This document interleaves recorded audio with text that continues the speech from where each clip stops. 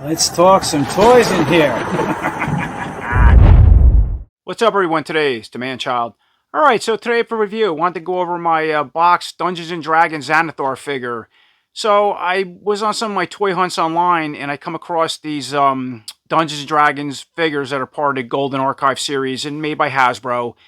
I did pick up the Displacer Beast, which I reviewed, so you can go check that video out. Matter of fact, if you're not familiar, that's what he looks like real quick. I thought it was a really, well-made and cool-looking figure, and that's what I got in the comments. Is it like cheap plastic? Far from cheap, and I like the size and yeah, just the overall design, articulation, how it's made. And this was the second figure I seen again of the Golden Archive series, and just the overall size and look. I always wanted this floating head from the Dungeons and Dragons lore series. Now I'm not a big Dungeons and Dragons collector or game player. I had some vintage Dungeons and Dragons figures as a kid. I played a little bit of the game, like card game, or excuse me, board game years ago. I wasn't real good at it. It was fun, but I was always fascinated with the series and creatures. And when I seen this one in the size, I had to get them. And here's a quick look with the figure images on back of the box. So look at the size of this overall Xanathar figure. So with the little eye tendrils hanging off, it goes. It looks like he goes across about 10 inches wide, and then as far as the height, 7.5 inches. That's a pretty good size figure for that. It looks like the mouth articulates, the eyes move, and then of course the little eye tendrils move as well. And it looks like you also get some extra accessories as well that sits out in the background of the table. And now here's what to expect with the contents out of the box. So you get 3 additional boxes, okay? And you can see I already opened up this one. This is sort of how the figure, all the parts are usually packed with this paper, if you're curious how it's shipped, just so it don't get scratched or damaged. Okay, and here's a look with everything unpacked out of all the white papers around all these tendrils, legs, the head. You got this treasure chest piece, which I'm assuming is the base, and then a little goldfish bowl, which is pretty cool. Now, this figure doesn't come with a book. I mean, I kind of figure everything out. I don't think it really matters where these things go, even though they're slightly different, some of them, how they're curved, but for the most part, it's really impressive what you get. So the first thing, of course, let's look at the main body or head. I mean, this is one of the most impressive toys or figures I've ever seen. I'm going to add to my collection.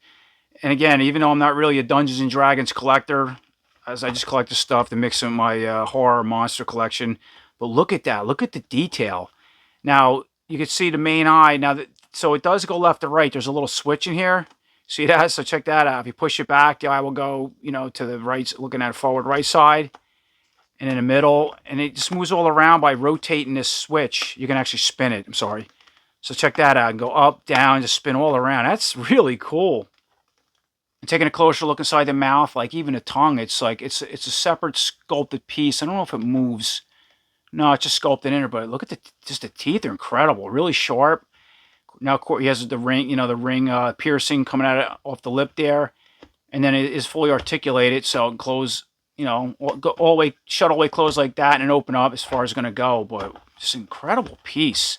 Yeah, I love this. It's so cool to mess around with that eye. So spinning him around, checking all the detail. I love the 2 different shades of paint. This light blue color mixed in with the yellow. He has some spines over here. It's all part of sculpt, and they're painted gray. Now you can see where all your little articulation plugs are. I'll start putting them little eye tendrils on in a second minute. But look at that. So you can see we're all laid out. Again, it doesn't matter how you want to put them on, I don't think. Looks like they're going to push on pretty easy. Here's the bottom, so you can see all details and sculpt, right? Top, just that, all the scaly sculpts going down the top of the skull. And spinning all the way around to the other side, same thing. See all these points. Just such a cool sculpt looking figure. So here's a look at those little tendrils, or maybe they're fingers, eye fingers or something, but you can see it. So they're all slightly different how they're, I want to say, sculpted. Some maybe, no, they're all different, yeah. With just the way they turn now. They don't articulate. They're just pre-posed, but I like the way these little rings are sculpted on, painted. So you can see the little eye in each one, right? And then, of course, you can see how they plug in, bring another one in, right? It's all the same aside how it's, curved or articulated. But they're all different. Some have like, different rings or little bracers on. This one has a single one. This one has a larger one. You can see, right? There's another one. And even the style is different. You see that, which is pretty cool, right? Compared to this one. So they're all a little different. This one, okay, is a green. The eye in there is green, where this one's, okay, red. Just call it that. So you got, all right, another one here. It's 2. Red, how about this? Red, okay, so you get, okay, so there's 2 with green painting and the rest are red inside the eye, the slit in the eye. So moving on to Xanathar's accessories, it comes with this really cool goldfish ball, and I believe this was his pet goldfish and his prized possession. I think he called it Solgar, I think I read. Might be wrong on that, but the detail is really cool. So yeah, obviously you can see the goldfish inside the bowl. It's like a plastic, is it glass? No, it's just plastic. I love the top, the detail, and it looks like there's a little screw on the bottom for some reason. I don't know if there's ever a problem. You want to take it apart. It looks like you remove the screw and this whole piece will pull off that plastic bowl, and the fish and everything will come out with it. But yeah, really cool accessory. And then for his last accessory, he gets like a pile of treasure. But I want to say this is the base. It doesn't show that, but you can see it. I already tried. It looks like where he sits on top. But it's just really awesome sculpting with all the treasure pieces. You got some like golden chalices or something in there. Even a skull. Skull to paint it white. And before I put all them little legs on, so if you can see this, it looks like you can kind of rest just from the bottom of the sculpting, and you kind of line it up with that just treasure piece. It's how he's going to sit when he's all set up. So before I snap all these, I'm going to call them legs on for now, you can kind of, again, this doesn't come with directions. I don't know if you're supposed to, because the Displacer Beast did, came with a little booklet. But you can kind of go off the image if you want to snap these on properly, what they recommend. And the way I'm going to do that, so you can see like up top here, uses those 2 green ones. But you kind of identify for the most part just by those little bracers and what has and what don't. Again, I don't think it really matters, so maybe the green ones are more important, but that's how I'm going to set them up. So installing all these little legs or tentacles, I'm going to go by the box. So this one green one with the smaller bracer is going to go on this lower end. I'm just going to plug one in, and then the rest I'll do off camera.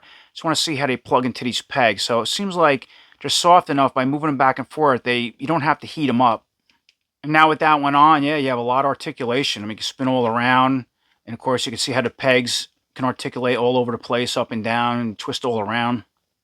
All right, so I got all his legs plugged into the Xanathar figure. Look at that. That is one of the most creepiest, coolest things I've seen and now have in my toy collection. For somebody that's not really a Dungeons & Dragons collector, I don't know a lot about this character, to be honest. You know, I looked him up a little bit. And I remember all the time seeing figures like this. They're really small. I know they make those, like I said, the small Dungeons & Dragons, like, I'd rather something large. Well, this is perfect. Now, I install most of these according to the box. Again, I don't know how important is this character. I'm assuming maybe the green eyes have different abilities or power, can see different than these ones maybe. But again, I just went by the box. I don't think it matters. But look at that. And I didn't have to use heat for any of these. Just pushed them on those pegs and twisted them in. This is a solid figure. Does not feel cheap. So I'm going to make that point again, going back to the Displacer Beast. And it's huge. I mean, you get a lot of value for your money for this.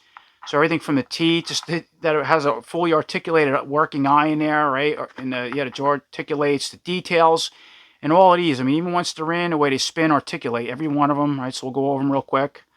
Okay, you can see how that one moves. That one articulates, spins. Let's take a look back. So there's the back one.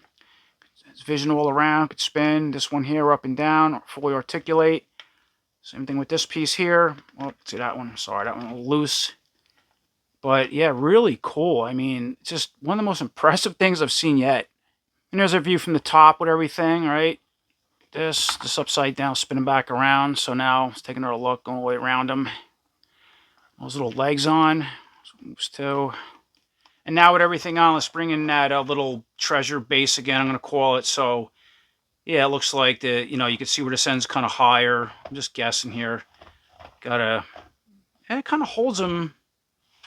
How's that hold? All right. Doesn't hold. I guess you got to mess around with it. Almost seems like it doesn't matter. There is like an up and, lower and higher part. But yeah, the way he sits, it's almost perfect on that thing. And there's no peg or nothing to hold him in place for a stand.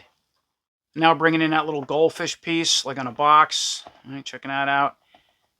Let's see if it can position him. I wonder if you turn it around maybe. If you flip it the other way so he can kind of look like he's floating, look down. See if the base holds him that way too. Yeah, okay, so check that out. The base works different or multiple ways. Okay, so that's my overall review on the Dungeons & Dragons Xanathar figure I picked up. That's part of that Hasbro series, just because of his size. Again, not really a Dungeons & Dragons collector, a couple pieces here and there, but going back to that Displacer Beast, This is a must-have if you're into Dungeons and Dragons, just want something creepy and cool. But just the scale and everything you're getting with the articulation, the paint, the detail, even this little base. I was a little concerned at first. He's on there pretty well. You can always use some putty or something if he slips off on your shelf. I don't see that, but I'm moving around and yeah, I can't believe it holds him with no pegs. Even all these things that move around, all these little arms or legs that move around. That's just and they just the way they snap on.